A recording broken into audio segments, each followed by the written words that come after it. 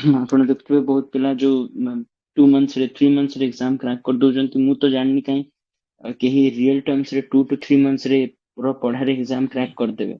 ନିହାତି ଆପଣଙ୍କୁ 1 year କି 1.5 year ର ଗୋଟେ ଡେଡିକେଟେଡ ଆଣ୍ଡ ଫୋକସ୍ଡ ପାଠ ପଢା ନିହାତି ଦରକାର ଏକ୍ସାମ କୁ କ୍ଲିୟର କରିବା ପାଇଁ କି। ଯୋଉଥିରେ କି ଆପଣ କଣ କରିବେ ନା ପୂର୍ବରୁ ମେନ୍ସ ପାଇଁ କି ଆପଣ ପ୍ରପରଲି ପଢାପଢି କରିକି ତା ପାଇଁ ପ୍ରପରଲି ନୋଟ୍ସ ପ୍ରିପେୟାର କରିବେ।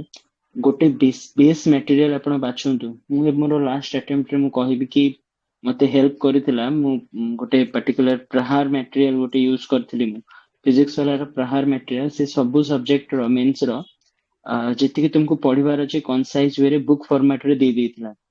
ତ ମୁଁ କଣ କରୁଥିଲି ନା ତାର multiple revision each and every section of the syllabus ର ଆମର ସର୍ଟନ ନମ୍ବର ଅଫ ବୁକ୍ସ ଥିଲା।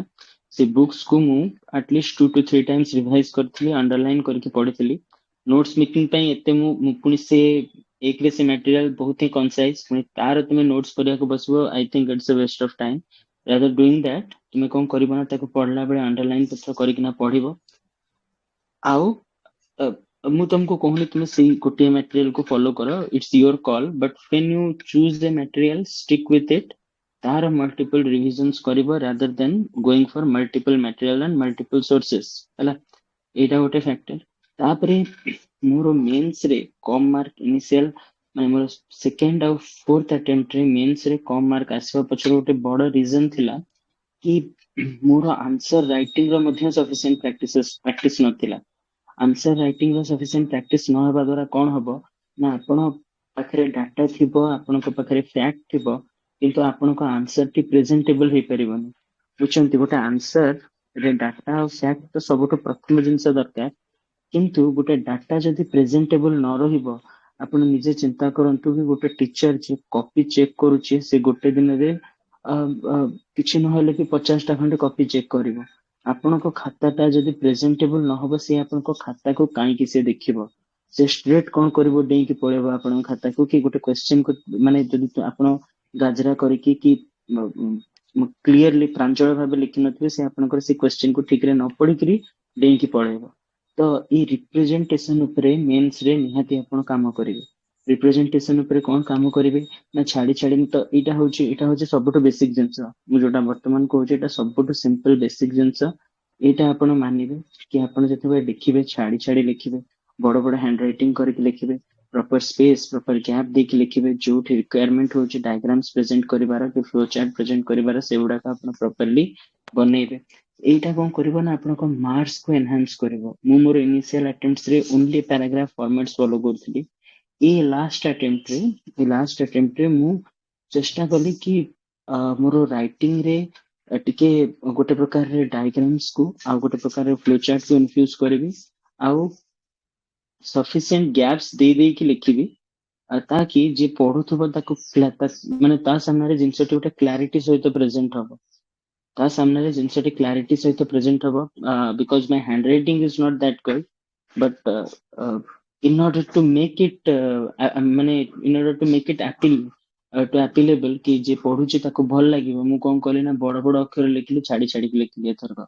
ଯୋଉଟା କି ମତେ ଲାଗୁଛି ନିହାତି ହେଲ୍ପ କରିଥିବ ଏକ୍ସାମିନର ମାନେ ମୋ ଖାତାକୁ ପଢି ପାରୁଥିବେ ଭଲସେ କମ୍ପେୟାର ଟୁ ପ୍ରିଭିୟସ ଆଟେମ୍ପ୍ଟସ। ଇଏ ତ ହେଇଗଲା ମେନ୍ସ ର କଥା। ମେନ୍ସ ରେ କଣ ଭୁଲ କରିଥିଲି ମୁଁ ଆପଣଙ୍କୁ କହିଲି। ତାପରେ ଆସିଯିବା ଇଣ୍ଟରଭ୍ୟୁ ଲେଭେଲ କୁ। ଇଣ୍ଟରଭ୍ୟୁ ଲେଭେଲ କଥା ମୁଁ ଏବେ କହିବି ନା ଟିକେ ବ୍ରେକ୍ ନେବି, ସାର୍ ଙ୍କୁ ମୁଁ ପଚାରୁଛି, ପ୍ରଦୋଷ ସାର୍ ଙ୍କୁ ପଚାରୁଛି ଯାହା ସାର୍ କହିବେ। ଆମେ ଆଉ ଟିକେ ଟିକେ କଥା ହେଇଯିବା ତାପରେ ଆମେ ଆସିବା ଇଣ୍ଟରଭ୍ୟୁ।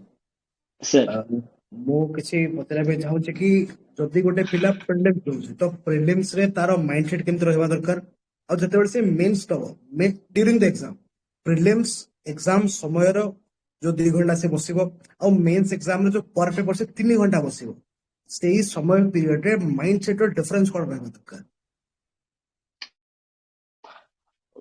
ସାର୍ ସର୍ବପ୍ରଥମେ ପ୍ରିଲିମ୍ସ ମେନ୍ସ ମାନେ ମୋ ହିସାବରେ ଏଇଟା କି ପ୍ରିଲିମ୍ସ ଆଉ ମେନ୍ସ ର ପ୍ରିପାରେସନ ଆପଣ ଅଲଗା କରିପାରିବେ ନାହିଁ କେବେ ମଧ୍ୟ।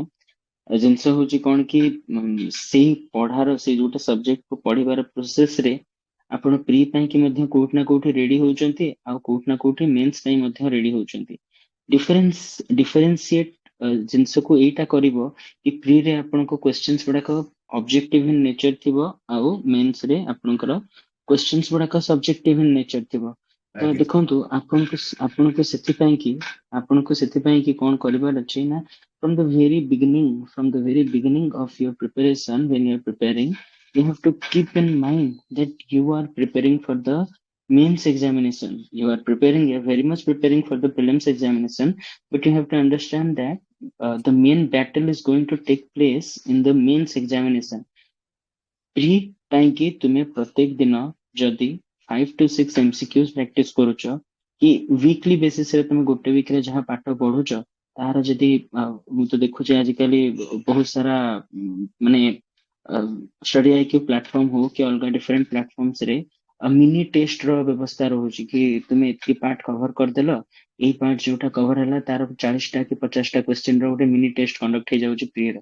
ତ ମୁଁ କହିବି କି ଆପଣଙ୍କ ମାଇଣ୍ଡସେଟ ଯୋଉଟା ସେ ମାଇଣ୍ଡସେଟ ତ ଗୋଟେ ଦିନରେ ଡେଭଲପ ହବନି ସେଇଟା ଡେଭଲପ ହବ କଣ ନା ଡେଲି ଆଟ ଦ ଇନିସିଆଲ ଷ୍ଟେଜ ଯେତେବେଳେ ଗୋଟେ ପିଲା ପ୍ରିପେୟାର କରୁଛି ଇନିସିଆଲ ଷ୍ଟେଜରେ ସେ ରେଗୁଲାର ବେସିସରେ ଆଟଲିଷ୍ଟ ଗୋଟେ ମେନ୍ସ ର ଆନ୍ସର ଲେଖୁ 5 to 6 ପ୍ରି ର କ୍ୱେଶ୍ଚିନ ସେ ସଲ୍ଭ କରୁ ପ୍ରିଲିମିନାରୀ ପାଇଁ MCQ କ୍ୱେଶ୍ଚିନ ସେ ସଲ୍ଭ କରୁ ଫର ଏକ୍ସାମ୍ପଲ ପଲିଟିର ତୁମେ ଆଜି ପଢିଦେଲ ସିଟିଜେନସିପ ର ପାର୍ଟ କି ଫଣ୍ଡାମେଣ୍ଟାଲ ରାଇଟ୍ସ ର ପାର୍ଟ ଅଧା କଭର କରୁଛ ତ ସିଟିଜେନସିପ ଆଉ ଫଣ୍ଡାମେଣ୍ଟାଲ ରାଇଟ୍ସ ର ପ୍ରିଭିୟସ ଇୟର ରେ କଣ କ୍ୱେଶ୍ଚିନ ଆସିଛି ତୁମେ ଦେଖିଦିଅ ପ୍ରିଲିମିନାରୀରେ ହେଲା ଆଜିକାଲି ତ ବୁକ୍ସ ଗୁଡାକ ବି ହେଇଗଲାଣି ଯୋଉଟା କି ସେ କଣ କରୁଛି ନା ପ୍ରିଲିମିନାରୀ ର ପ୍ରିଭିୟସ ଇୟର କ୍ୱେଶ୍ଚିନ୍ସ ୟୁପିଏସସି କଣ ପଚାରିଛି ଆଉ ପ୍ରିଭିୟସ ଇୟର କ୍ୱେଶ୍ଚିନ ଓପିଏସସି କଣ ପଚାରୁଛି ବର୍ତ୍ତମାନ ଓପିଏସସି ଗୋଟେ ବହୁତ ଭଲ କାମ କରିଛି ଯୋଉଟା କି ଆମର ୟୁପିଏସସି ସହିତ ନିଜ ସିଲାବସ କୁ ଆଲାଇନ କରିଦେଇଛି ତ ବୁଝିପାରୁଛ ତୁମକୁ you if you are preparing ତୁମେ ଯଦି ୟୁପିଏସସି କୁ ମାଇଣ୍ଡରେ ରଖି ପ୍ରିପେୟାର କରୁଛ ଆଉ ଓଡିଶାର ଯୋଉ କିଛିଟା ଟପିକ୍ସ ଅଛି ତାକୁ cover କରିଦଉଛ you are by itself you are preparing for Odisha Public Services Commission ବୁଝିପାରୁଛ ୟୁପିଏସସି ପାଇଁ ତୁମେ ସେଇ ଭିତରେ ହିଁ ତୁମର ପ୍ରିପାରେସନ ହେଇଯାଉଛି ମୁଁ ତ କହିବି ତୁମକୁ ଯଦି ଏକ୍ସାମ ପାଇଁ କି ମାଇଣ୍ଡସେଟ କୁ ଡେଭଲପ କରିବାର ଅଛି from the very beginning from the very starting phase ତୁମେ କଣ କରିବ ନା ଦିଟି ବହି ଆଣିବ ଗୋଟେ ହଉଛି ଆମର ୟୁପିଏସସି ର ପ୍ରିଲିମିନାରୀ ର ପ୍ରିଭିୟସ ଇୟର କ୍ୱେଶ୍ଚିନ ପେପର ର କମ୍ପିଲେସନ ଆଉ ମେନ୍ସ ର କ୍ୱେଶ୍ଚିନ ପେପର ର କମ୍ପିଲେସନ ହେଲା ତୁମେ ପ୍ରତ୍ୟେକ ଦିନ ତ କିଛି ନା କିଛି ସିଲାବସ ତୁମେ ଜେନେରାଲ ଷ୍ଟଡିଜ ର କମ୍ପ୍ଲିଟ କରିବ ତ ତୁମେ ଜେନେରାଲ ଷ୍ଟଡିଜ ରେ ଆଜି ଯେତିକି ପାର୍ଟ କୁ କମ୍ପ୍ଲିଟ କଲ ଧର ସିଟିଜେନସିପ ପଢୁଛ ସିଟିଜେନସିପ କୁ ତୁମେ ପଢିଦେଲ ପଢି ସାରିଲା ପରେ ସେଇଥିରେ ସିଟିଜେନସିପ ପାର୍ଟ ରୁ ପୂର୍ବ ବର୍ଷ ପ୍ରିଲିମିନାରୀରେ ପଲିଟିରେ କଣ କ୍ୱେଶ୍ଚିନ ଆସିଥିଲା ସେଇ ପାର୍ଟ ରୁ ଏମିତି ମଧ୍ୟ ସେକ୍ସନ ୱାଇଜ କ୍ୱେଶ୍ଚିନ ପେପର ର କମ୍ପିଲେସନ ଆସୁଛି ତୁମେ ଦେଖିଦେଲ କଣ ପଡୁଛି ତୁମେ କରିପାରୁଛ କି କଣ ଆଉ କ୍ୱେଶ୍ଚିନ ଆସିପାରିବ ତା ଉପରେ ଟିକେ ରିସର୍ଚ୍ଚ କର ତାପରେ ମେନ୍ସ ର ସେଇ ପାର୍ଟ ରୁ କଣ କ୍ୱେଶ୍ଚିନ ଆସିଛି ଗୋଟେ କ୍ୱେଶ୍ଚିନ ତୁମେ ପ୍ରାକ୍ଟିସ କରିଦେଲ ଯଦି ତୁମେ ପୁରାପୁରି ବିଗନର ଅଛ ଦେନ୍ ତୁମେ ଏତେ ଟେନସନ ନେବାର ନାହିଁ ତୁମେ ଯଦି ପ୍ରାକ୍ଟିସ କରିବାକୁ ଚାହୁଁଛ ନ୍ୟୁଜ ପେପର ପଢିଲ ନ୍ୟୁଜ ପେପର ଗୋଟେ ଆର୍ଟିକଲ ତୁମେ ପଢିଦେଲ ସେ ଏଡିଟୋରିଆଲ ଗୋଟେ ଆର୍ଟିକଲ ପଢିଦେଲ ତାକୁ ତୁମେ ନିଜ ୱାର୍ଡସ ରେ ଗୋଟେ ଛୋଟ ପାରାଗ୍ରାଫ ରେ ତୁମେ ସମରାଇଜ କରିବା ପାଇଁ ଚେଷ୍ଟା କରିବ ଆଉ ଯଦି ତୁମେ ପୁରା ହିଁ ବିଗିନର ଅଛ ତ କିଛି କର ନାହିଁ ତୁମେ ବର୍ତ୍ତମାନ ଖାଲି ଷ୍ଟାର୍ଟିଂ କରୁଛ ତ ସିମ୍ପଲି ପଢା ଉପରେ ଧ୍ୟାନ ଦିଅ ବୁଝିପାରୁଛ ମାନେ ମୋର କହିବାର ଅର୍ଥ ହଉଛି ଏଇଟା କି whichever stage are you in you must think that you are preparing for the mains examination preliminary ପାଇଁ କି ଗୋଟେ ପରୀକ୍ଷା ଆସିବାର 4 to 5 months ଯେତେବେଳେ ଆସିବ ସେତେବେଳେ ଗୋଟେ କନସେପ୍ଟେଡ ଏଫର୍ଟ ଦେଲେ ତୁମର ପ୍ରିଲିମିନାରୀ ହେଇଯିବ ଆଉ that is the thing I was saying ତାହେଲେ କରେଣ୍ଟ ଆଫେୟାର ପାଇଁ ଆମକୁ ରେଗୁଲାରଲି ନ୍ୟୁଜ ପେପର ପଢିବା କଥା କି ଏକ୍ସାମ ପଏଣ୍ଟ ଅଫ ଭ୍ୟୁ ରେ କରେଣ୍ଟ ଆଫେୟାର ଦରକାର ଅଛି ପ୍ରିଲିମ୍ସ ଆଉ ମେନ୍ସ ପାଇଁ କଣ ରେଗୁଲାରଲି କରେଣ୍ଟ ଆଫେୟାର ଆମକୁ ନ୍ୟୁଜ ପେପର ଥ୍ରୁରେ ପଢିବାର ଅଛି କି ଯଦି ୟେସ୍ କୋଉ ପେପର ଯଦି ନାହିଁ ତାହେଲେ କରେଣ୍ଟ ଆଫେୟାରକୁ ଆମେ କୋଉଠୁ କଭର କରିବା ସାର୍ ମୁଁ ଯଦି ଫ୍ରାଙ୍କଲି କହିବି ସାର୍ ମୁଁ ମୋର ପ୍ରିପାରେସନ ର ଇନିସିଆଲ ଫେଜ ରେ ନ୍ୟୁଜ ପେପର ଉପରେ ହେଭିଲି ଡିପେଣ୍ଡେଣ୍ଟ ଥିଲି ସାର୍ କିନ୍ତୁ from the last 2 years I will say I had been following news paper ତ ପଢୁଥିଲି କେବେ କେବେ ମିସ୍ ବି ହେଇଯାଏ କିନ୍ତୁ ଗୋଟେ ଜିନିଷକୁ ମୁଁ ପ୍ରପରଲି ସାର୍ ଫଲୋ କରୁଥିଲି that was the monthly magazines of Vision IAS ଯୋଉ ମନ୍ଥଲି ମ୍ୟାଗାଜିନ ଗୁଡାକ କରେଣ୍ଟ ଆଫେୟାର ର ବାହାର କରେ ସାର୍ ସେଇ ମନ୍ଥଲି ମ୍ୟାଗାଜିନ କୁ ମୁଁ କଣ କରୁଥିଲି ସେ ମନ୍ଥଲି ମ୍ୟାଗାଜିନ 120 କି 130 ପେଜେସ ର ଥିଲା ମୁଁ ତାକୁ ସାର୍ ପଢୁଥିଲି ଆଉ 20 pages କି ତାକୁ 30 pages ଭିତରେ ସ୍କୁଇଚ କରିଦଉଥିଲି ମାନେ କରେଣ୍ଟ ଆଫେୟାର ପଢିଲି ମୁଁ ଯାହାବି ସେଥିରୁ ମତେ ଇମ୍ପୋର୍ଟାଣ୍ଟ ଟପିକ ଲାଗିଲା ताको सर मु जट डाउन करदेली पेपर रे, जोटा कि बहुत ही शॉर्ट हो गला,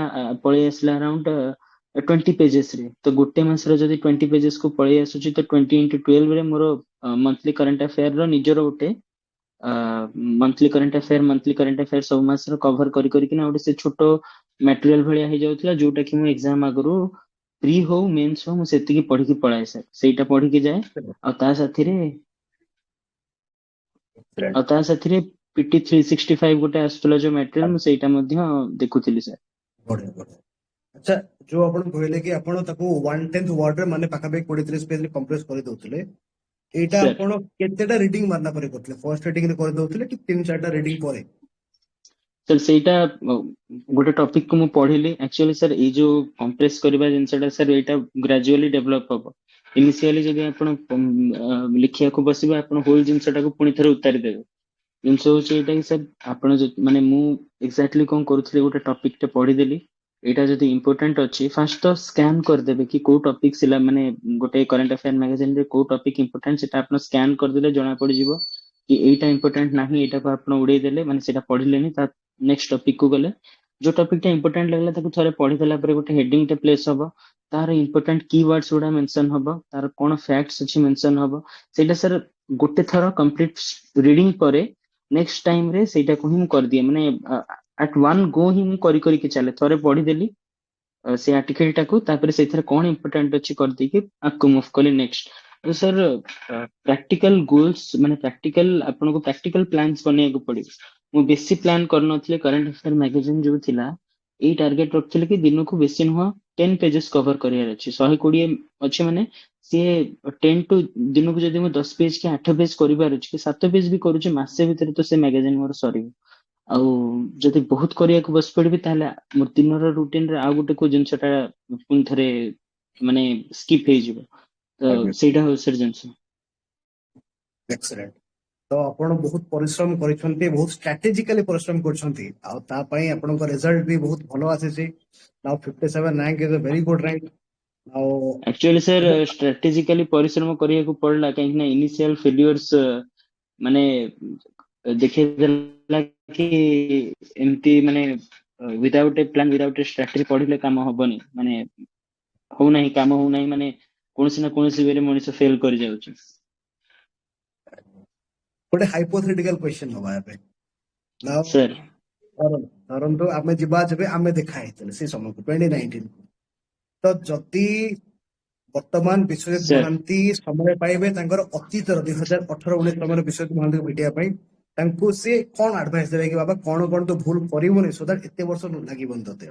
ଆପଣ କଣ ଆଡଭାଇସ ଦେଇଥାନ୍ତେ ନିଜର ପ୍ରିଭିୟସ ସେଲ୍ଫ? ସାର୍ ସର୍ବପ୍ରଥମେ ତ ମାନେ advice are it would be two kinds of advice. First of all academical and non academical. Sir academical advice ରେ ମୁଁ ମାନେ ନନ୍ ଆକାଡେମିକାଲ ଆଡଭାଇସ କୁ ମୁଁ ଫାଷ୍ଟ ଯିବି। ସର୍ବପ୍ରଥମେ ତ ସାର୍ ଆକ୍ଚୁଆଲି ଗୋଟେ ଆମେ ମାନେ ଯୋଉ ଏଜ ରେ ଯୋଉ ପ୍ରିପାରେସନ ଲାଇନ କୁ ଆସୁ, the age in which we come to the line of preparation, it's the age where our mind is too fickle. ମାନେ ମୁଁ ଏଇଟା ତ ଆକ୍ସେପ୍ଟ କରିବି, ମୁଁ ମାନେ I will accept this fact that ଆମେ ଯୋଉ ଏଜ ରେ ପ୍ରିପାରେସନ ଲାଇନ କୁ ଆସୁ, ସେଇ ଏଜ ଟା ମଧ୍ୟ ସେଇ ବୟସଟି ଥାଏ ଯେତେବେଳେ କି ପିଲାମାନେ ଜେନେରାଲି ଦୁନିଆକୁ ଦେଖିବା ପାଇଁ ବାହାରନ୍ତି, ତାଙ୍କର ଏଜୁକେସନ ସରେ, ସେମାନେ ନୂଆ ନୂଆରେ ଜବ୍ କରନ୍ତି, ସେମାନେ ଦୁନିଆକୁ ଏକ୍ସପ୍ଲୋର କରନ୍ତି ସେଇ ଫେଜ ରେ।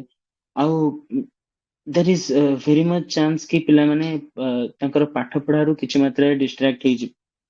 ତ this is the thing I will first of all suggest myself कि there is a lot of time to do everything in the life, you can do it later on, now the time is for studies and you must study। ସେଇ ଜିନିଷ ମଧ୍ୟ ମୁଁ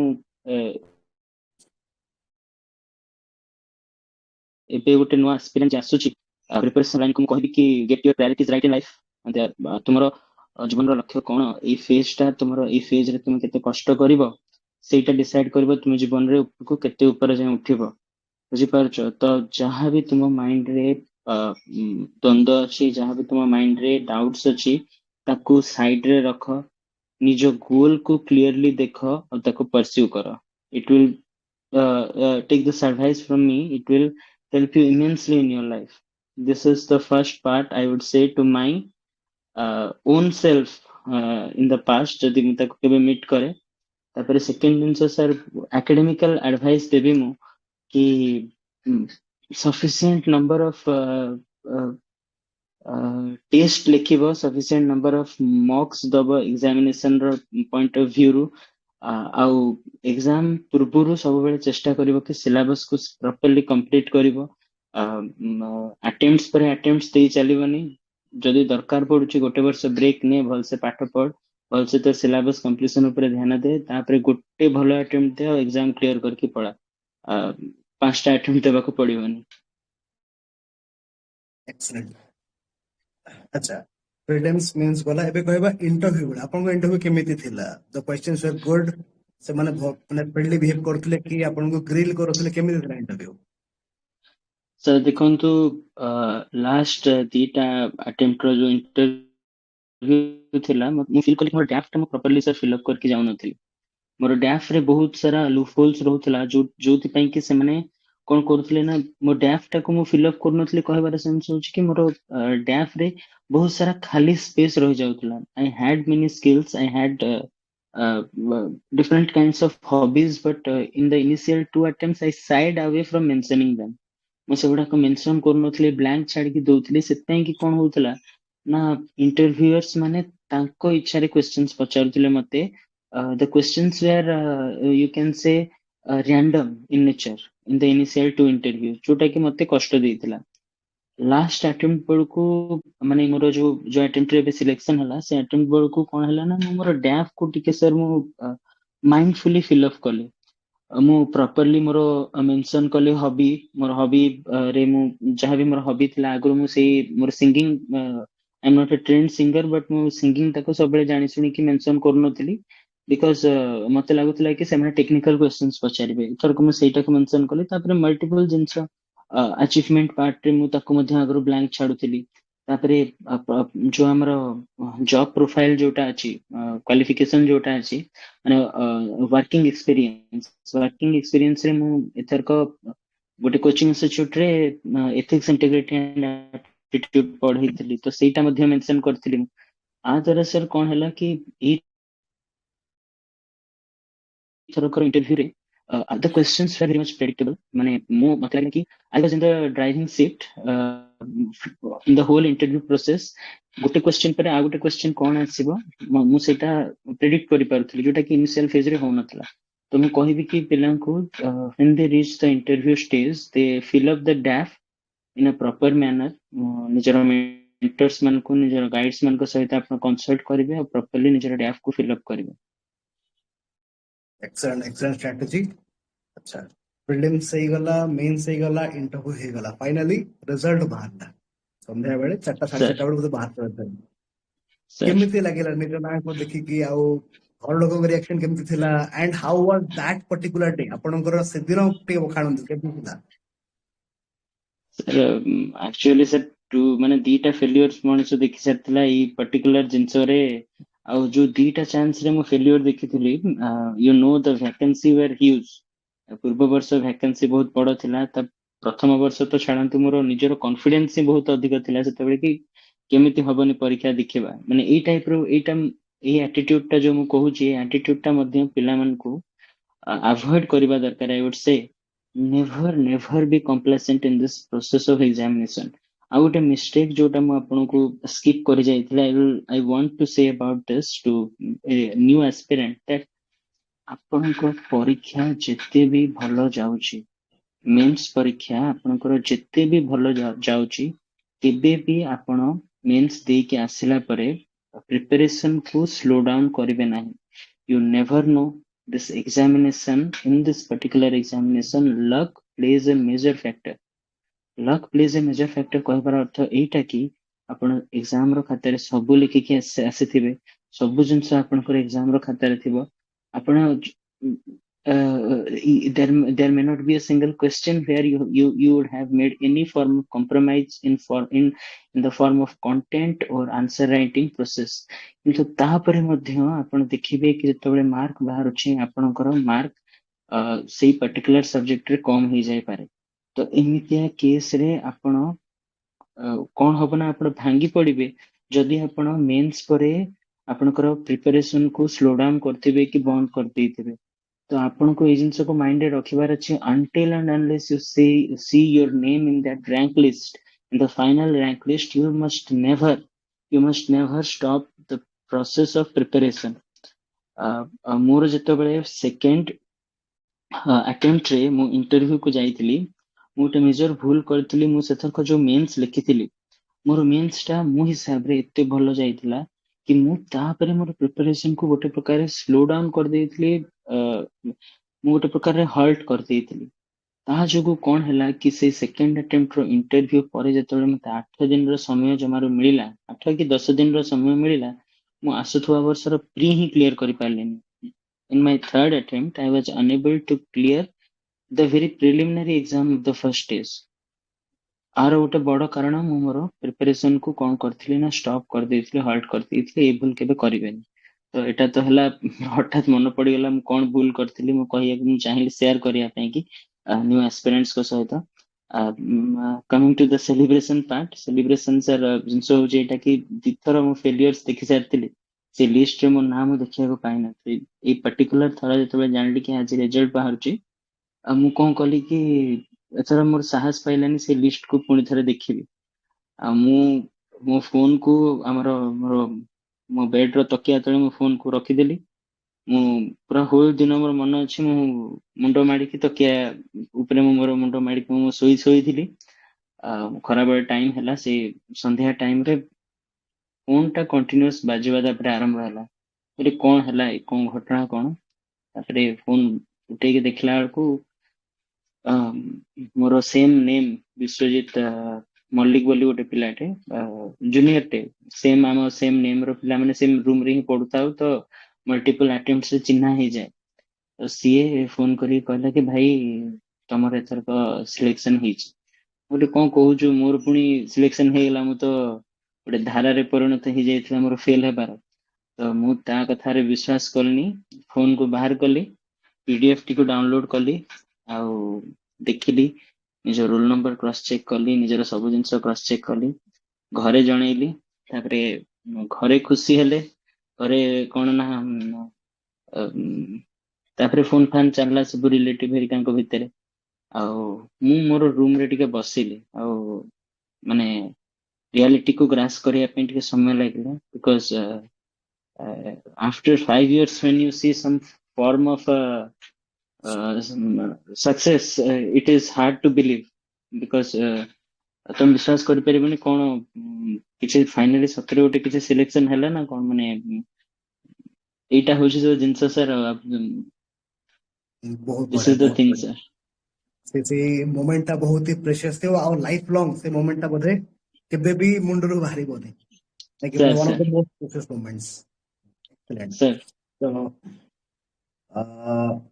आपण जदि गोटे माने 10टा point रे जदि गोटे स्ट्रेटजी आपण कहबे एस्पिरेंट मानकु कि from the very beginning till the result what they should exactly follow 7-8 point कौन कौन करबा कथा पूरा देखंतु फर्स्ट ऑफ ऑल आपन को प्रिपरेशन स्ट्रेटजी माने 8 to 10 पॉइंट्स रे तो होल प्रिपरेशन रो मु आपन को गोटे रोड मैप दे परिबिनी मु आपन को किछिटा मेजर गाइडलाइंस दे परिबी जोटा कि आपन प्रिपरेशन रो समय रे सब बेले माइंडफुली निज माइंड रे रखिबे। सर्वप्रथमे प्रिपरेशन करिया पे कि आपन जते बसुचंती always have your syllabus with you आपनकर गोटे प्रकार सिलेबस निहाती मुखस्थ रहिबा दरकार बुझी पारुचंती जदि सिलेबस टा आपनकर मुहरे नाही ताहले आपण जेतेबेले पढुचंती आपण देखिबे को ना को जिंस आपण मिस कर जिबे आपण करंट अफेयर पढुचंती आपण न्यूज़पेपर पढुचंती आपण जदि सिलेबस टा आपनकर मुहरे नाही आपण टॉपिक्स गुडा कोन जानि परिबे नाही तो सिलेबस को सदा बेले आपण निज पाखरे रखिबे तार नॉलेज आपनक पाखरे निहाती रहिबा दरकार। तापर सेकंड पॉइंट रे मु कहूची जेतेबेले आपण prepare करूचंती important thing is that you must always analyze the previous year question paper of the particular exam you are preparing। A case रे हमरो ओडिशा सिविल सर्विसेज रो हमरो जहां भी previous year questions रे पचरा जाईची be it in the general studies paper be it in the essay paper ଏବେ ତ ଆମ ଆପଣ ମାନଙ୍କ ପାଖରେ 3 ବର୍ଷର ଯିଏ ଏବେ ନେକ୍ସଟ ଇୟର ଆସୁଥିବା ଏକ୍ସାମ ପାଇଁ ପ୍ରିପେୟାର କରିବ ତା ପାଖରେ 3 ବର୍ଷର ନ୍ୟୁ ପ୍ୟାଟର୍ନ ରେ ହେଇଥିବା ପ୍ରିଲିମିନାରୀ ର କ୍ୱେଶ୍ଚିନ୍ ପେପର ଆଉ ମେନ୍ସ ର କ୍ୱେଶ୍ଚିନ୍ ପେପର ତା ପାଖରେ ରେଡିମେଡ ହେଇକି ଆଭେଲେବଲ ଅଛି। 3 ବର୍ଷର କ୍ୱେଶ୍ଚିନ୍ ପେପର କୁ ଯେତେବେଳେ ସେ ଦେଖିବ ଆଉ ଆନାଲାଇଜ କରିବ ସେ ଜାଣିବାକୁ ପାଇବ କି ୟୁପିଏସସି କୋଉ ଟାଇପ ର କ୍ୱେଶ୍ଚିନ୍ ପେପର ପଚାରୁଛି। You can never win a battle if you don't know the history of it. ହେଲା, ଆପଣଙ୍କୁ ସେଇ ହିଷ୍ଟ୍ରିକୁ ଜାଣିବାକୁ ପଡିବ ପରୀକ୍ଷାର। ଆପଣଙ୍କ ସେ ପରୀକ୍ଷାର ପର୍ଟିକୁଲାର ହିଷ୍ଟ୍ରିକୁ ଜାଣିବାକୁ ପଡିବ, ତ ସେଥିପାଇଁ ଆପଣ ପ୍ରିଭିୟସ୍ ଇୟର କ୍ୱେଶ୍ଚିନ୍ ପେପର ନିହାତି ଦେଖିବେ। ଥର୍ଡ ପଏଣ୍ଟରେ କଣ ନା ଆପଣ ଯେତେବେଳେ ସିଲାବସକୁ ମାନେ ଏକ୍ସାମିନେସନ ପାଇଁ ପଢିବା ପାଇଁ ବସୁଛନ୍ତି, never try to segregate your preparation as different in terms of mains and in terms of preliminary। ଆପଣଙ୍କର ପ୍ରିପାରେସନ ଟା ସବୁବେଳେ ଗୋଟେ ଅର୍ଗାନିକ ୱେରେ ହବ, ପ୍ରିଲିମିନାରୀ ଆଉ mains at the same time. ନିଜର ସୋର୍ସେସ କୁ ଆପଣ ସର୍ବପ୍ରଥମେ ଫିକ୍ସ କରନ୍ତୁ। ଗୋଟେ ପର୍ଟିକୁଲାର ସବଜେକ୍ଟ ପାଇଁ କି ଆପଣ କୋଉ ସୋର୍ସ ଫଲୋ କରିବେ। ଦେଖନ୍ତୁ, I don't need to speak about the sources, we all know the same sources, the sources are always the same, sources କେବେ ଚେଞ୍ଜ ହେବାର ନାହିଁ।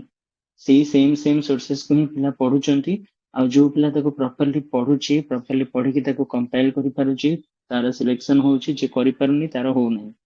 ତ ସୋର୍ସେସ କଣ ମୁଁ ଆଉ ତା ଡିଟେଲ୍ସ କୁ ଯିବିନି। You will choose your own sources. You have good mentors who will suggest you about the sources of a particular subject। ବୁଝିପାରୁଛ? If anyone requires any source ମତେ ପଚାରିବ, ମୁଁ ତମକୁ କହିଦେବି। ମୁଁ ତ ମୋର source କହିଦେଲି ତୁମକୁ। ଏଥରକ ମେନ୍ସ ପାଇଁ କି ମୋର source ମୁଁ ପ୍ରହାରର ଯୋଉ ମ୍ୟାଟେରିଆଲ ଥିଲା ତାର 2 to 3 times ରିଭିଜନ କରିଥିଲି। ସେତିକି ଯଦି ତୁମେ ପଢିକିରି କରିପାରୁଛ ତ it is more than sufficient for the mains part of the examination।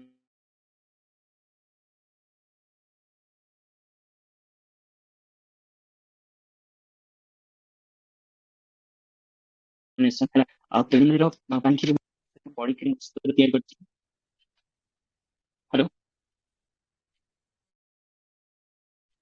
ଆମେ ଅଡିବଲ? ହଁ ହଁ କଣ୍ଟିନ୍ୟୁ କରନ୍ତୁ।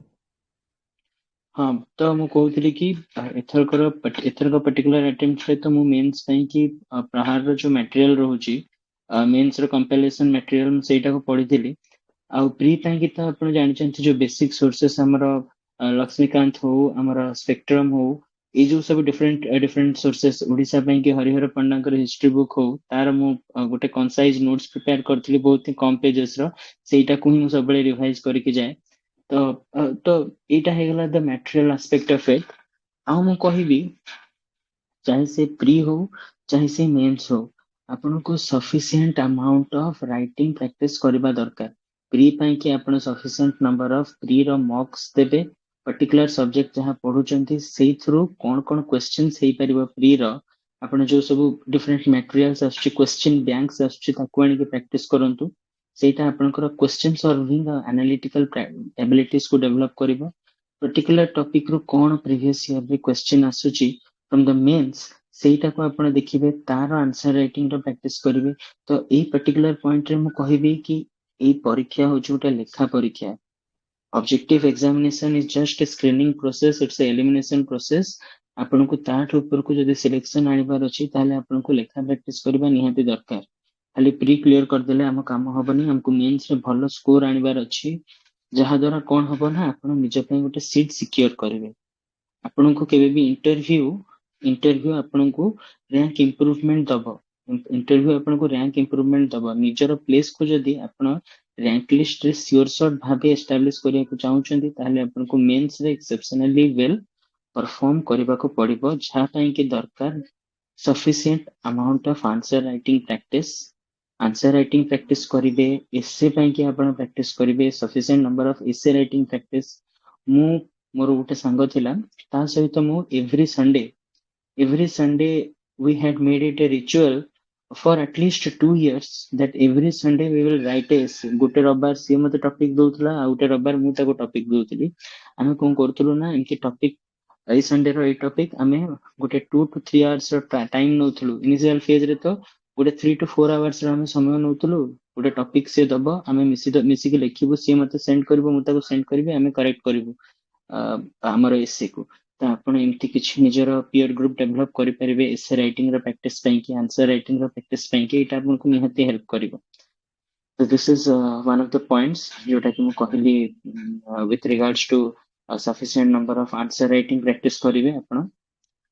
So मोटामोटी तो जिनस एटा ही रहिला आपण ए सब स्टेप्स को आपण आपनको प्रिपरेशन रे निहाती फॉलो करिवे और प्रिपरेशन रे निहाती कंटिन्यूटी रखिबे परीक्षा रो कोनोसी फेज सरी गला परे for mainly the mains phase when it is over generally पिला माने जो माने बहुत ही भलो परफॉर्म करथांती मेंस रे तांको हिसाब रे माने कोन करंती ना तांको प्रिपरेशन को स्लो डाउन कर दियंती और कंटिन्यू रखंती नहीं से भूल केबे मध्य करिवेनी हैला. How it is a motivational thing. Finally, I would like to speak to the students. केबी भी होप हारिबेनी देखंतु जेतबेले मोर फोर्थ अटेम्प्ट हेलानी ମୁଁ ଗୋଟେ ପ୍ରକାରରେ ଗୋଟେ ସେଲ୍ଫ ଡାଉଟ ମନ ଭିତରକୁ ପଳେଇ ଆସିଥିଲା ବୁଝିଲେ. ସେ ସେଲ୍ଫ ଡାଉଟ ଟା ନିଜ ଭିତରକୁ ମାନେ କେବେ ବି ଆଣିବାକୁ ଦେବେନି କାହିଁକି ନା ସେ ସେଲ୍ଫ ଡାଉଟ କଣ କରିବ ନା ଆପଣଙ୍କୁ ଆହୁରି ଆହୁରି ଆହୁରି ଭିତରେ ଭିତରେ ଦବେଇ ଦବେଇ ଦବେଇ ଦବେଇ ଦବ ଯାହା ଦ୍ୱାରା କି ଆପଣଙ୍କ ଭିତରେ ଥିବା ଆପଣ ନିଜର ସେଲ୍ଫ କନଫିଡେନ୍ସ କୁ ହରେଇ ବସିବେ. କେବେ ବି ସେ ସେଲ୍ଫ ଡାଉଟ କୁ ଆପଣଙ୍କ ଭିତରକୁ ଆସିବାକୁ ଦେବେନି. ଅଲୱେଜ ବି କନଫିଡେଣ୍ଟ, ଅଲୱେଜ ବି ହୋପଫୁଲ କି ଏଥରକ ଯଦି ମୋର ଏକ୍ସାମ ହଉନାହିଁ I will work harder than what I have worked in the previous attempt, and in the next attempt I am going to see success. ये mindset सहित सदाबेले आपण आगको बढ़ेबे आ आपनको आदरा सक्सेस निहाती मिलिबो. I have seen it, and I will suggest that never ever lose hope in the process of preparation. आ आपण तो देखुछंती seats तो limited अछि तो माने नहीं कि आपनकर फर्स्ट अटेम्प्ट रे ही जिवो कि सेकंड अटेम्प्ट रे ही जिवो. ଯଦି ଫାର୍ଷ୍ଟ ଆଟେମ୍ପ୍ଟ ରେ ହେଇଯାଉଛନ୍ତି ଆପଣଙ୍କର ସିଲେକ୍ସନ ହେଇଯାଉଛି ଦେନ୍ ଇଟ୍ସ ଭେରି ଗୁଡ୍. ଯଦି ହଉନାହିଁ ହୋପ ହାରିବେନି. Always get ready for the battle, get ready for the next attempt. ନିହାତି ଆପଣଙ୍କୁ ସକ୍ସେସ ମିଳିବ. Thank you so much Yasho भाई. Sir Jatadhari sir I am request you अपन टिके टेक ओवर करंतु एंड आपनकर क्वेश्चंस आ पिलांकर क्वेश्चन पे टिके एड्रेस कर देबे. मु टिके गोटे अच्छी रिकॉर्डिंग सो आई विल टिके मु किछ समय पर्यंत एग्जिट नउची. थैंक यू विश्व भाई एंड ठीक अछि ठीक अछि ठीक अछि थैंक यू सर. मु जॉइन करते शॉर्टली जॉइन करूची. Thank you. सो स्टूडेंट्स बहुत एलाबोरेटली हमें ऑलरेडी डिस्कस करि सारलानु. आई थिंक मो ऑडिबल समस्त को तो मु वर्तमान आपण मानन को ही पचरी कारण यार मेन पर्पस होची आपणकर जो क्वेरी थिबो से क्वेरी को विशेष एड्रेस करिवे. तो जो माने चाहूचंदी पचरीबा पई प्लीज अनम्यूट करके पचरी परंती. जो माने चाहूचंदी पचरीबा पई अनम्यूट करके पचरंतु.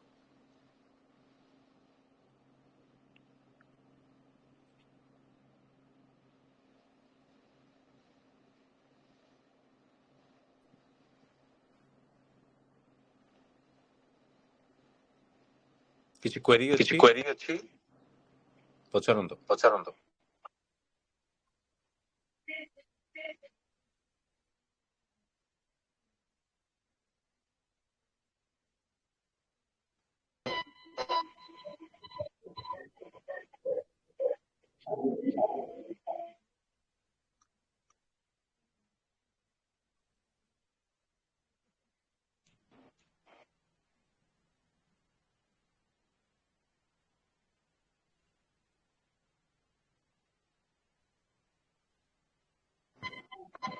भाग्य హ్యాండ్ రీచ్ చూడండి.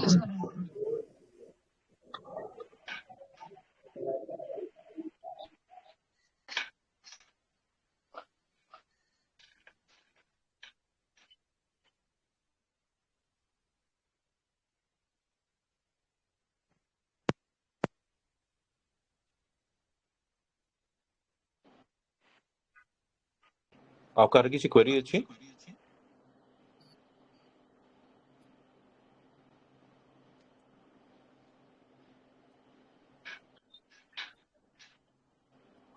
सर नमस्कार.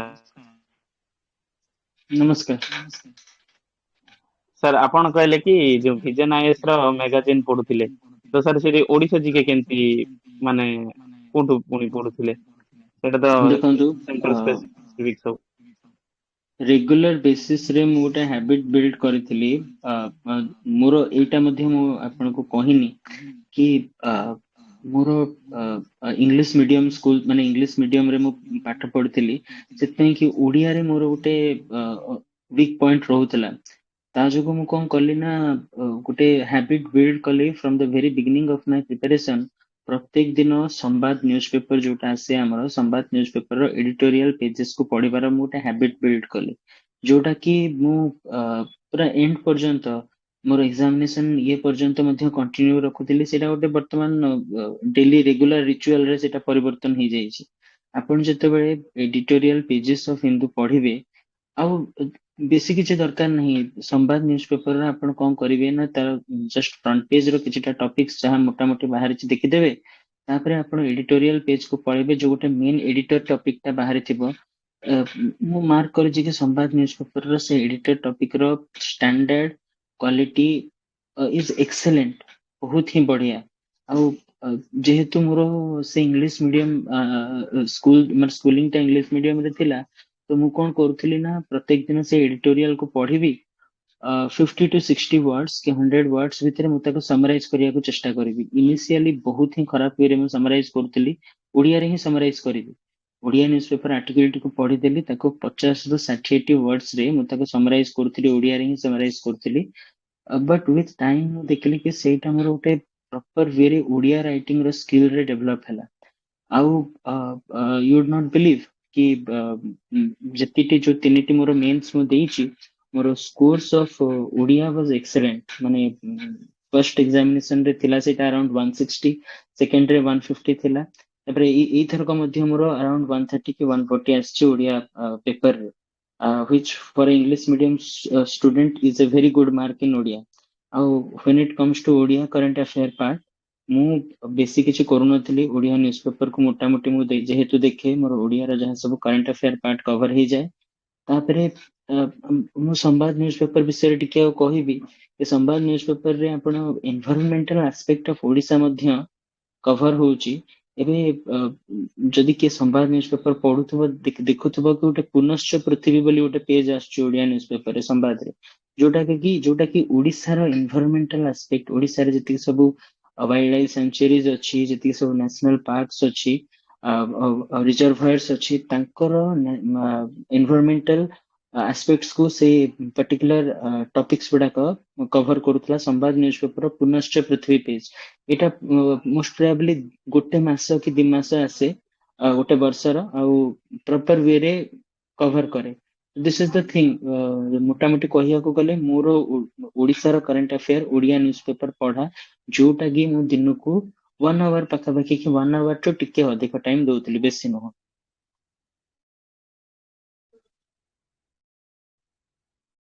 आगे सर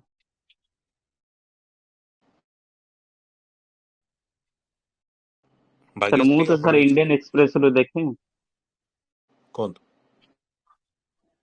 सर मु इंडियन एक्सप्रेस रो देखे माने जते आर्टिकल सब पढे एडिटोरियल भी तार टिके पढे आउ जो सब टॉपिक ओडिसा रिलेटेड थाए ए जो इंडियन एक्सप्रेस रो गुटे पर्सन ओडिसा रिलेटेड थाए आउ से टॉपिक जेडी सर भी तांको वीडियो सब बनि थांती तो सेठू देखि दे क्लियर हो जाए सो देखंतु जटाधारी सारंकर ओडिसा रो टॉपिक रो कवरेज को मु मध्य एग्जामिनेशन पूर्व फॉलो करथिली प्रॉपर वे रे सर जेमति प्रॉपर वे रे हमर जो सब सिलेबस रो टॉपिक्स अछि ताको कवर करथिले मु तार प्रॉपर तांकर वीडियोस करिकि तार गोटे नोट्स प्रिपेयर करथिली इनफैक्ट सर तांको ग्रुप रे पीडीएफ्स गुडा को मध्य अवेलेबल करै दिथिले जोटा इमेंसली हेल्प करथिला एग्जामिनेशन टाइम मध्य So I am taking this opportunity to thank you for this, sir. ମୁଁ ଆପଣଙ୍କୁ ସେଦିନ felicitation day ରେ ପାଇଁ କି ମୁଁ I always want to thank you for this, sir. This is the thing. ଆଉ to answer your question, ଆପଣ ଦେଖନ୍ତୁ whichever your source is, it is fine. You just need to keep in mind ଯାହା important events ସବୁ ହଉଛି ଯେମିତି ଆପଣଙ୍କର ସେ source ସେ events को properly cover କରୁଥା आगे सर भाग्यश्री आपण किसी कहबा को चाहतले ଆଜ୍ଞା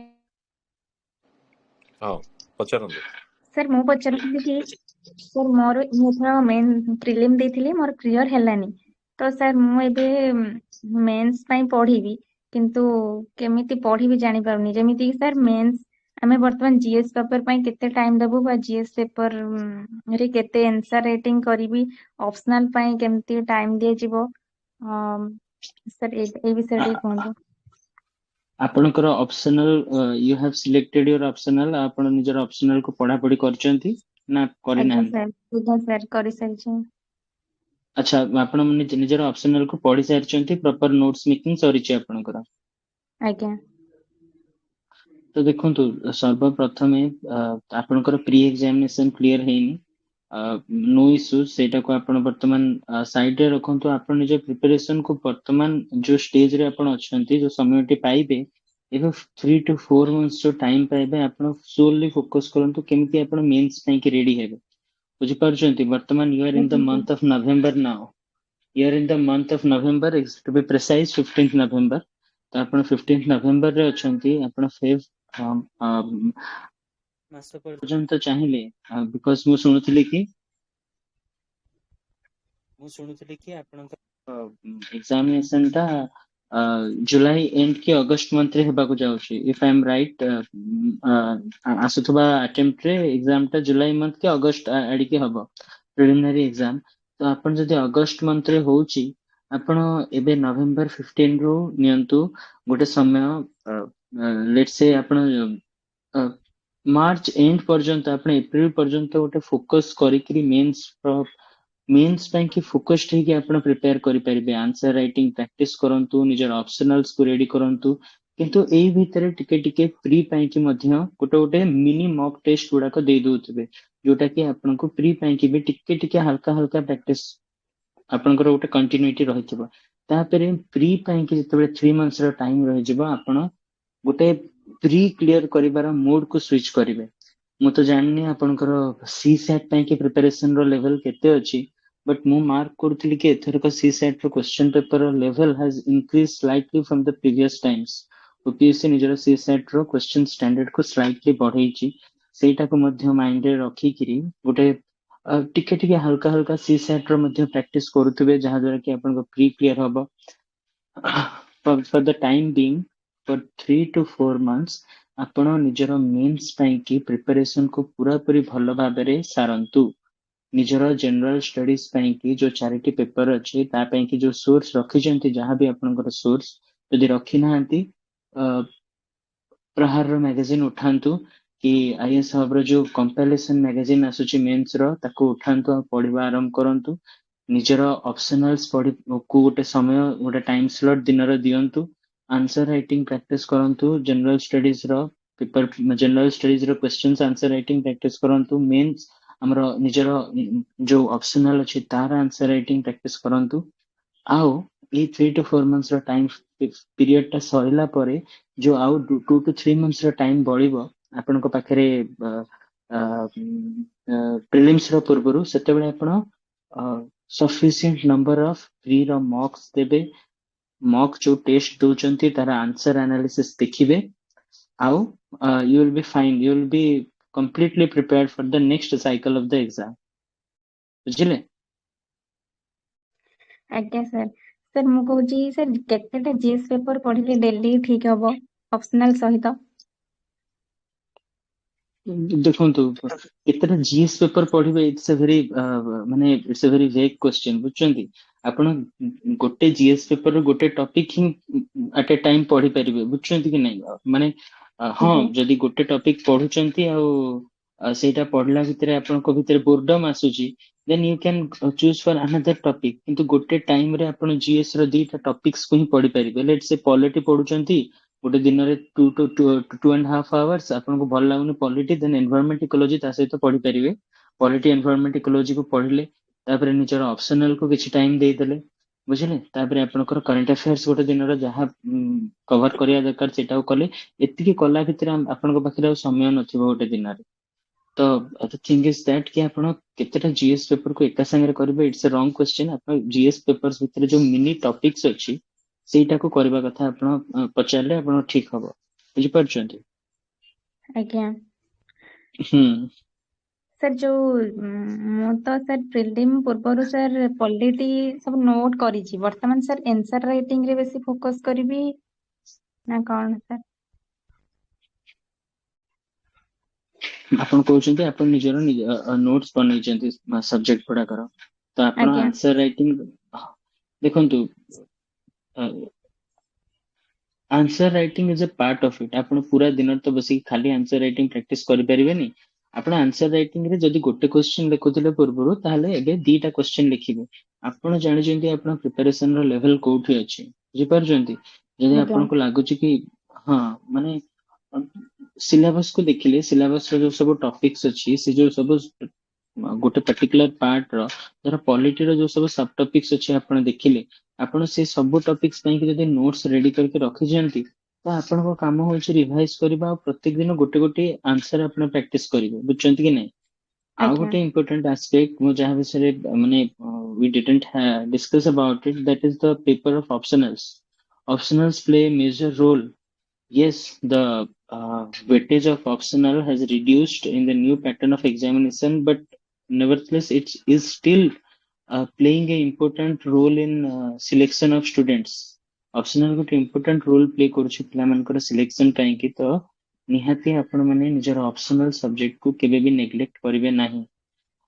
ଆପଣଙ୍କର ସିଲେକ୍ଟ GS ପେପର ର ମାର୍କସ୍ ମୋଟାମୋଟି ସବୁ ପିଲାଙ୍କର ପାଖାପାଖି ସେମ୍ ହିଁ ରହିବ। ଆପଣଙ୍କୁ ଯୋଉଟା ଏଜ୍ ଦେବ ପରୀକ୍ଷାରେ ସେଟା ହଉଛି ଆପଣଙ୍କର ନିଜର ଅପସନାଲ ସବଜେକ୍ଟ। ସେଇଟାକୁ କେବେ ବି ଆପଣ ନେଗ୍ଲେକ୍ଟ କରିବେନି ଆଉ ସଦାବେଳେ ନିଜର ଅପସନାଲ ରେ ଆପଣଙ୍କୁ ସୁପର ଷ୍ଟ୍ରଙ୍ଗ ହେବାକୁ ପଡିବ ମାନେ ପଡିବ। ଯଦି ଅପସନାଲ ରେ ଆପଣ ଷ୍ଟ୍ରଙ୍ଗ ହଉନାହାନ୍ତି ତାହେଲେ କୋଉଠି ନା କୋଉଠି ଆପଣଙ୍କର ପ୍ରିପାରେସନ ରେ କିଛି ନା କିଛି କମ୍ପ୍ରୋମାଇଜ ରହୁଛି। ତ ନିହାତି ନିଜ ଅପସନାଲ୍ସ କୁ ଷ୍ଟ୍ରଙ୍ଗ କରନ୍ତୁ। It's a suggestion for all aspirants. ଆଜ୍ଞା ସାର୍। ଆଉ କାହାର କିଛି ଡାଉଟ୍ ଅଛି ପ୍ଲିଜ ପଚାରନ୍ତୁ।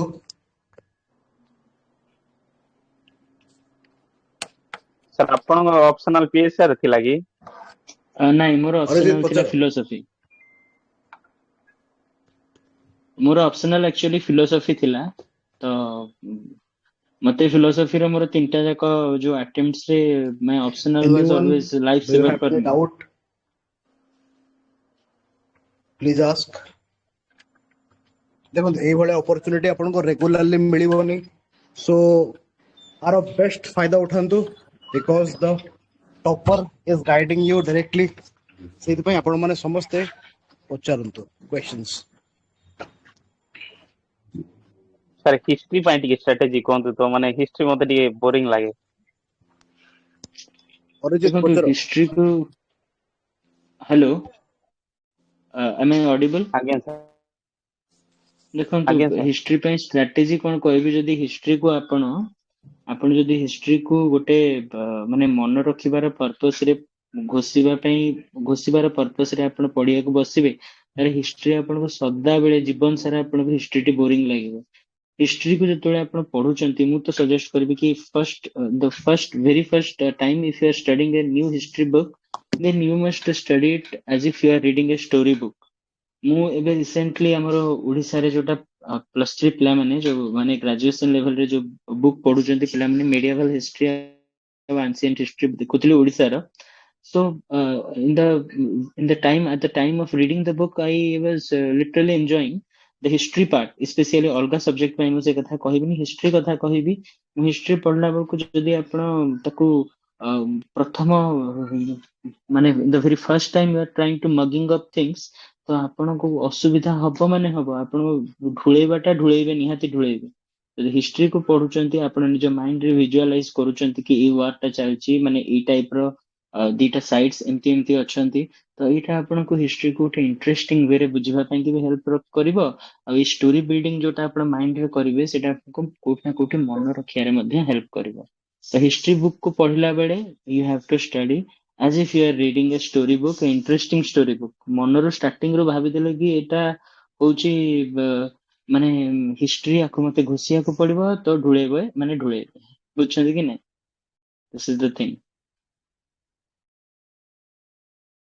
ଆଜ୍ଞା ସାର୍। ସାର୍ ଏଇ ପ୍ରିପାରେସନ ଟାଇମ ରେ ଏଇ ଫିଜିକାଲ ଫିଟନେସ ଆଉ ଏଇ ଫୁଡ ହାବିଟ ଆକ୍ଚୁଆଲି ମ୍ୟାଟର କରେ କି କରେନି? ऑब्वियसली करे एटा तो माने it is one of the cardinal necessities कि आपण जदी निजर फूड हैबिट को मेंटेन करिवेनी फॉर एग्जांपल मु मोर इनिशियल टाइम ऑफ प्रिपरेशन रे हेल्थ प्रति बहुत कॉन्शियस थी but as the time passes by जेतेबेले आपन टाइम पास बाय करिवो देन धीरे धीरे कौन हबो ना आपण निजर फिजिकल जो नेसेसिटीज ऑफ जो फिजिकल वर्कआउट जोटा हम देह को दरकार आपण ताको लेस फोकस देबे but I would say never do that जेतेबेले आपणकर आपण बसी रहिबे आपणको ब्रेन रो फंक्शनिंग रो कैपेसिटी मध्ये कमी कमी जिवो जेते आपणकर फिजिकली बॉडी एक्टिव रहिबो आउ आपण जानतु कि फूड माने हमर फूड हमर गट हमर ब्रेन सहित गोटे डायरेक्ट कनेक्शन थाए आपण जदि गोटे हेल्दी डाइट कंज्यूम करूचंती ସେଇଟା ଆପଣଙ୍କର ବ୍ରେନ୍ को फंक्शन କରିବାରେ ନିହାତି ହେଲ୍ପ କରେ ଗୋଟେ ଅନହେଲ୍ଦି ଡାଏଟ୍ କନଜ୍ୟୁମ କରୁଛନ୍ତି ସେଇଟା କୌଣସି ନା କୌଣସି ୱେରେ ଆପଣଙ୍କର परफॉर्मेंस योर ब्रेन परफॉर्मेंस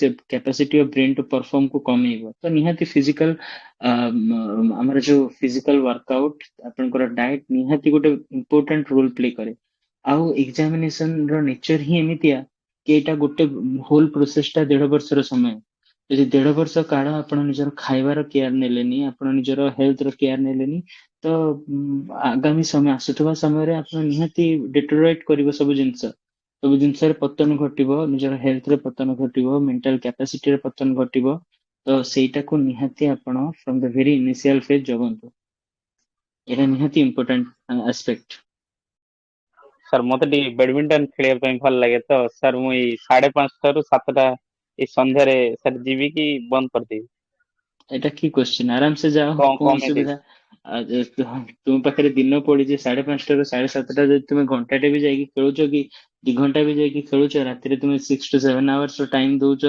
ନିଜର adequate sleep ପାଇଁ କି you have all the left over time of 10 or 11 hours for yourself for study କେତେ ପଢୁଛ ପଢ 5 ଘଣ୍ଟା କି 6 ଘଣ୍ଟା ବି ଯଦି ଗୋଟେ ପିଲା ଭଲ ୱେରେ ପାଠ ପଢି ଦଉଛି ଦେନ୍ ତାର ସିଲେକ୍ସନ ଥୁଆ ବୁଝିପାରୁଛ କି ନାହିଁ ଯଦି ପ୍ରପର ଷ୍ଟ୍ରାଟେଜି ସହିତ ଗୋଟେ ପିଲା ଆଜ୍ଞା ପ୍ରିପାରେସନ କରୁଛି 5 to 6 hours then he is going to see his selection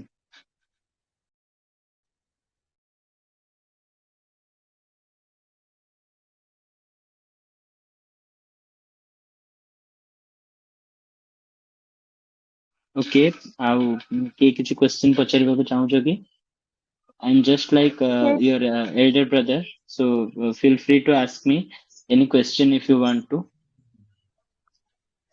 sir ଆପଣ କହିଲେ କି ଆପଣ କରେଣ୍ଟ ଆଫେୟାର ମାଗାଜିନ ରୁ ନୋଟ ବନଉଥିଲେ ସାର୍ ସେଇଟାରେ ନୋଟ ଯୋଉ ବନଉଥିଲେ ସାର୍ ମେନ୍ ପଏଣ୍ଟ କୁ ଖାଲି ନୋଟ ଟା କେମିତି ବନଉଥିଲେ ସାର୍ ମୁଁ ପଢୁଛି ମାଗାଜିନ କିନ୍ତୁ ନୋଟ କରିପାରୁନି ଦେଖନ୍ତୁ ସେଇଟା ଆପଣ ଯେତେବେଳେ ମଲ୍ଟିପଲ ଟାଇମ୍ସ ପଢିବେ ଆଉ ପ୍ରିଭିୟସ ଇୟର କ୍ୱେଶ୍ଚିନ୍ସ କୁ ଆନାଲାଇଜ କରିବେ ଆପଣଙ୍କୁ ଆପେ ସେଇଟା ଜଣା ପଡିଯିବ ଫର ଏକ୍ସାମ୍ପଲ କୌଣସି ବି ଟପିକ ଆପଣ ଉଠେଇ ଦିଅନ୍ତୁ ବର୍ତ୍ତମାନ କନଫରେନ୍ସ ଅଫ ସିଓପି ଚାଲିଛି ସିଓପି ର କେତେ ନମ୍ବର ଚାଲିଛି ବର୍ତ୍ତମାନ ସିଓପି ଆମର ଯୋଉ UNFCCC ର ଯୋଉ ଚାଲିଛି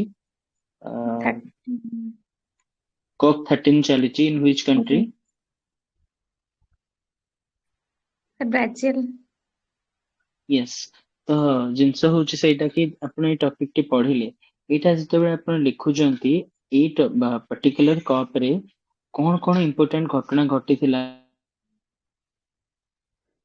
କଣ କଣ ସବୁ ବର୍ତ୍ତମାନ ଇମ୍ପୋର୍ଟାଣ୍ଟ ସେଇଥିରେ ଜଏଣ୍ଟ ଷ୍ଟେଟମେଣ୍ଟ ଆସିଛି ବା ଜଏଣ୍ଟ ଡିକ୍ଲାରେସନ ହେଇଛି ବା ଏଇ ପର୍ଟିକୁଲାର UNFCCC ର ପୂର୍ବ ଯୋଉ ସଂସ୍କରଣ ଗୁଡାକରେ କଣ ଇମ୍ପୋର୍ଟାଣ୍ଟ ଷ୍ଟେପ୍ସ ନିଆଯାଇଥିଲା ସେଇଟା ଟିକେ ଟିକେ ମେନସନ କରିବେ ସେଟା ଆପଣଙ୍କୁ ଯାଇକି ଅଲଗା ଜାଗାରେ ଦେଖିବାକୁ ପଡିବନି ସେଇ ଭିଜନ ହାଉସ ର ସେଇ ପର୍ଟିକୁଲାର ମ୍ୟାଗାଜିନ ରେ ହିଁ ସେଇ ଜିନିଷଟି ମେନସନ ଥିବ ତ ଆପଣ ସେଇଟାକୁ ଦେଖିବେ ସେଇଟାକୁ ଆପଣ the thing is that what you need to write and what you need to skip will come to you when you do sufficient practice sufficient practice କଣ ନା ଆପଣ ପୂର୍ବ ବର୍ଷର କ୍ୱେଶ୍ଚିନ୍ ଦେଖିବେ ମକ୍ ର କ୍ୱେଶ୍ଚିନ୍ସ ଦେଖିବେ ସେଇଥିରୁ ହିଁ ଆପଣଙ୍କୁ ଆଇଡିଆ ଆସିଯିବ କି କଣ ଲେଖିବାର ଅଛି କଣ ଲେଖିବାର ନାହିଁ ମାନେ ବୁଝିପାରୁଛ ମୁଁ କଣ କହିବାକୁ ଚାହୁଁଛି କଣ ତୁମେ ଆଜ୍ଞା ସାର୍ ଲେଖିବ କଣ ତୁମେ ନ ଲେଖିବ ସେଇଟା ତୁମର with ସମୟ ହିଁ ତମ ଭିତରକୁ ଆପେ ପଳେଇ ଆସିବ କି ଏଇ ଜିନିଷ ଏବେ ଇମ୍ପୋର୍ଟାଣ୍ଟ ନୁହଁ କେବେ ବି ଆ ଉପରେ क्वेश्चन आसीना एटा इंपोर्टेंट एटा लिखिबी तुमको माइंड रखियार अछि ଗୋଟେ पर्टिकुलर मासर करंट अफेयर्स जोटा मैगजीन रहउछि 120 पेज ताकू केमति तमे 20 to 25 पेजेस रे स्विच करि पारुछ जहा द्वारा कि वर्ष शेष रे 25 into 12 केते होउछि 25 into 12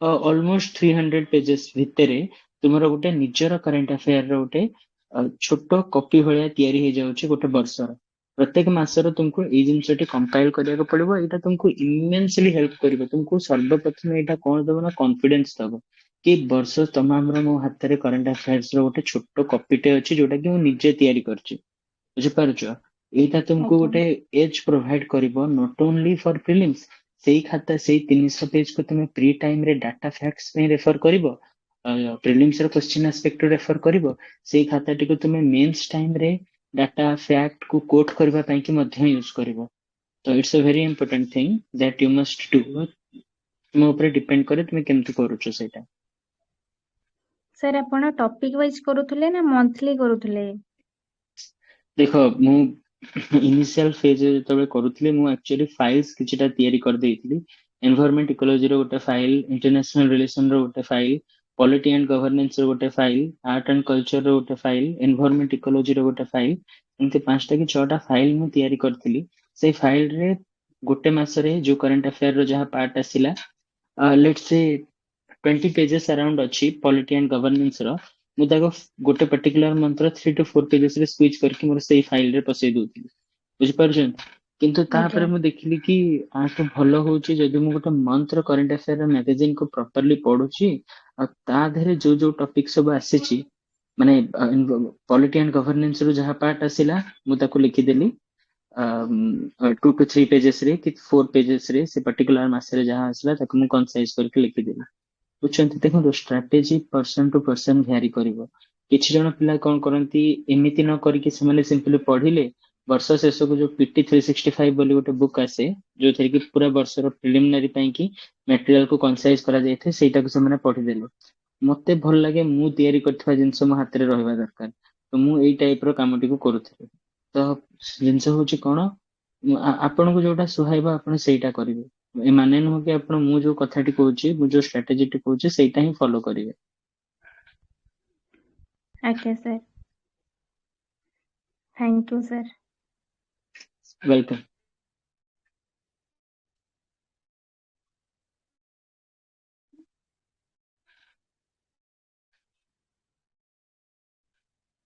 तो ओके ଆଉ କାହାର କିଛି ପଚାରିବାର ଅଛି ପ୍ଲିଜ ପଚାରନ୍ତୁ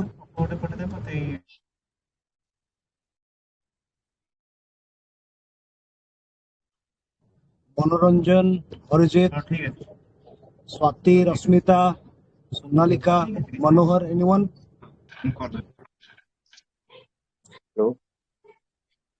सर हेलो हिस्ट्री हाँ सर सर नमस्कार नमस्कार सर हिस्ट्री ଆଉ ज्योग्राफी ଏଇଟା କେମିତି ଷ୍ଟ୍ରାଟେଜିଟା ବନେଇବୁ सर हिस्ट्री ଆଉ ज्योग्राफी କଥା କହୁଛନ୍ତି ଆଜ୍ଞା ଆଜ୍ଞା सर ଆଜ୍ଞା ଦେଖନ୍ତୁ ज्योग्राफी ପାଇଁ କି ମୁଁ ଗୋଟିଏ କାମ କରିଥିଲି ମୋର ପ୍ରିପାରେସନ ର ଷ୍ଟାର୍ଟିଂ ଫେଜ ରୁ 11 12 ର ମୁଁ ଏନସିଆରଟି ପଢିଥିଲି ଆଉ ତାକୁ ଆଜ୍ଞା ପ୍ରପର ୱେ ରେ ମୁଁ ତାର ଗୋଟେ ଫାର୍ଷ୍ଟ ଟାଇମ ପଢିଲି ସେକେଣ୍ଡ ଟାଇମ ପଢିଲି ମୁଁ ଯେତେବେଳେ ତୃତୀୟ ଥର ତାକୁ ପଢିଲି ମୁଁ ଗୋଟେ ପ୍ରପର ନୋଟ୍ସ ପ୍ରିପେୟାର କରିଥିଲି ଏନସିଆରଟି ବୁକ୍ ର ହିଁ एनसीईआरटी बुक रो मु गोटे प्रॉपर वे रे नोट्स प्रिपेयर करथिली से नोट्स टा ऑलमोस्ट 50 पेजेस रो थिला 50 पाखापाखि पेज रो थिला प्रत्येक समय प्रत्येक अटेम्प्ट पूर्व मु ज्योग्राफी रो मोर सेति के नोट्स को पढ़ी के जाए and it was always sufficient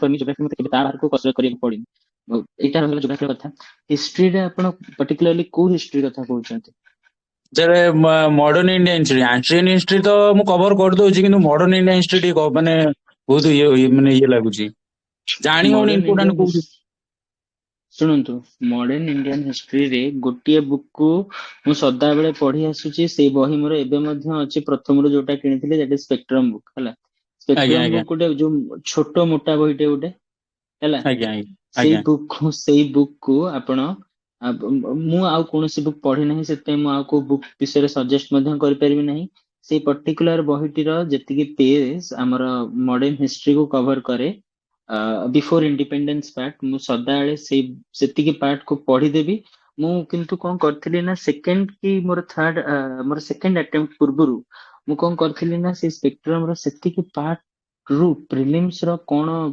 important ହେଇପାରିବ ମୁଁ କଣ କରିଥିଲି ନା ଇଚ୍ ଆଣ୍ଡ ଏଭ୍ରି ଟପିକ ର ପ୍ରି ସ୍ପେସିଫିକ ମୁଁ ଗୋଟେ ନିଜର ଗୋଟେ ନୋଟ୍ସ ପ୍ରିପେୟାର କରିଦେଇଥିଲି। ଅଲମୋଷ୍ଟ ସେଇଟା ଥିଲା 20 ପେଜେସ୍ ଆରାଉଣ୍ଡ ର ସେଇ ନୋଟ୍ସଟା ଏବେ ମଧ୍ୟ ଅଛି।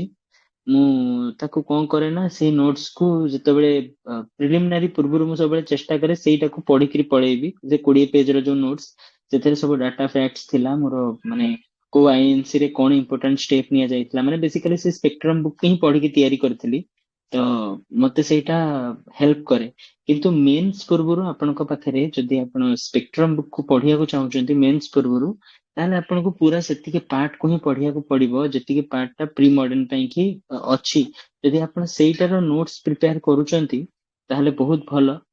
ମାନେ ଯୋଉ from the perspective of pre and main, ଯଦି ଆପଣ ହୋଲ ବହିକୁ କନସାଇଜ ୱେରେ ନୋଟ୍ସ ପ୍ରିପେୟାର କରିପାରୁଛନ୍ତି then it's very good. Otherwise if you are studying also, ମୁଁ ତ ମୋ କଥା କହିବି, ମୁଁ ଯେହେତୁ ମଲ୍ଟିପଲ ରିଭିଜନ୍ସ କରିଥିଲି ସେଇ ବୁକ୍ ର ମଡର୍ନ ହିଷ୍ଟ୍ରି ପାର୍ଟ ର, ମତେ ମେନ୍ସ ଟାଇମ ରେ ବି ଅସୁବିଧା ହୁଏନି। ଆପେ ଭିତରୁ ଆନ୍ସର୍ସ ଗୁଡାକ ବାହାରେ ଆମର ମଡର୍ନ ହିଷ୍ଟ୍ରି ପାର୍ଟ ର। ପ୍ରିଲିମିନାରୀ ପୂର୍ବରୁ ମୁଁ ଯୋଉ 20 ପେଜେସ୍ ର ନିଜ ପାଇଁ ସେଲ୍ଫ ନୋଟ୍ସ ଗୋଟେ ତିଆରି କରିଥିଲି ସେ ସ୍ପେକ୍ଟ୍ରମ ର ବୁକ୍ ପଢିକି, ମୁଁ ସେଇଟାକୁ ୟୁଜ କରେ। ଆଜ୍ଞା ଆଜ୍ଞା ଆଉ geography, and for geography the NCERT part, NCERT books and the notes I had prepared from those NCERTs 11th and 12th class. Sir ancient history ପାଇଁ ଆରସି ଶର୍ମାଙ୍କର ଓଲ୍ଡ ଏନସିଆରଟି ଟା ଭଲ ରହିବ ନା? ଦେଖନ୍ତୁ ଆନ୍ସିଏଣ୍ଟ ହିଷ୍ଟ୍ରି ପାଇଁ କି ଆରସି ଶର୍ମାଙ୍କର ବୁକ୍ ତ ମୁଁ ପଢିଛି, ବଟ୍ ମତେ ବହୁତ ହେଲ୍ପ କରିଥିଲା 11th 12th book of Tamil Nadu board. ମୁଁ ସେଇ ବୁକ୍ କୁ ପଢିଥିଲି 11th 12th book of Tamil Nadu board. ଆଉ ତାର ଗୋଟେ ମୋର ଆକ୍ଚୁଆଲି ଗୋଟେ ମତେ ଆକ୍ଚୁଆଲି ଭଲ ଲାଗେ ଯେତେବେଳେ ମୁଁ ନିଜ ପାଇଁ ନିଜ ନୋଟ୍ସ ପ୍ରିପେୟାର କରିଦିଏ, ସର୍ଟ ନୋଟ୍ସ ହଉ ପଛେ, ମତେ ଗୋଟେ ସେନ୍ସ ଅଫ ଫୁଲଫିଲମେଣ୍ଟ ଆସେ ମୋ ଭିତରକୁ। ତ ମୁଁ ସେଇ ଯୋଉ 11th 12th Tamil Nadu କ୍ଲାସର 11th 12th ର ବୋର୍ଡ ବୁକ୍ ଯୋଉଟା ଥାଏ ତାକୁ ପଢିକି ନିଜ ପାଇଁ ଏଭ୍ରି ଡାଇନେଷ୍ଟି, ସେଥିରେ ସବୁ ବିଭିନ୍ନ ବିଭିନ୍ନ ଡାଇନେଷ୍ଟି ଅଛି, ସଙ୍ଗମ ଡାଇନେଷ୍ଟି ଅଛି, ଆମର ଯୋଉ କୁହନ୍ତି କଣ ତାପରେ ସଙ୍ଗମ ଡାଇନେଷ୍ଟି ପରେ କଣ ଆସିଥିଲା, ଯୋଉ ସବୁ ଡିଫରେଣ୍ଟ ଡାଇନେଷ୍ଟିଜ ଅଛି ହେଲା, ସେମାନଙ୍କ ବିଷୟରେ ପ୍ରପର ନୋଟ ମେକିଂ ମୁଁ କରିଦେଇଥିଲି, ଯୋଉଟା କି ମତେ ପ୍ରତ୍ୟେକ ଏକ୍ସାମ ରେ ସେଇ 20 to 25 ପେଜେସ୍ ର ମୁଁ ନୋଟ୍ସ କୁ ରିଭାଇଜ କରିକି ପଳଉଥିଲି, ଆନ୍ସିଏଣ୍ଟ ପାଇଁ କି ମିଡିଆଭାଲ ପାଇଁ କି ଆଣ୍ଡ ଯୋଉ ମଡର୍ନ ପାଇଁ କି ମୁଁ କହିଲି ହିଷ୍ଟ୍ରିର, ମୋର କାମ ହେଇଯାଏ। ପ୍ରିଲିମିନାରୀ ପାଇଁ ତ ମୋର କାମ ହେଇଯାଏ। Besides this certain amount of notes, I also practice the mock answers, mock question paper that I had given test of, and the model answers of it, of the preliminary stage କଥା କହୁଛି। ଆଜ୍ଞା ଆଜ୍ଞା, ଧନ୍ୟବାଦ sir.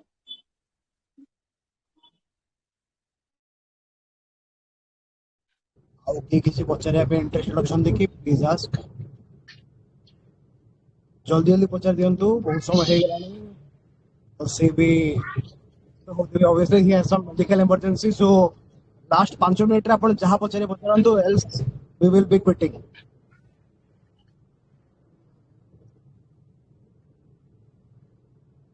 Okay, so I don't think कि ଆଉ କାହାର କିଛି doubt ଅଛି ପଚାରିବା ପାଇଁ।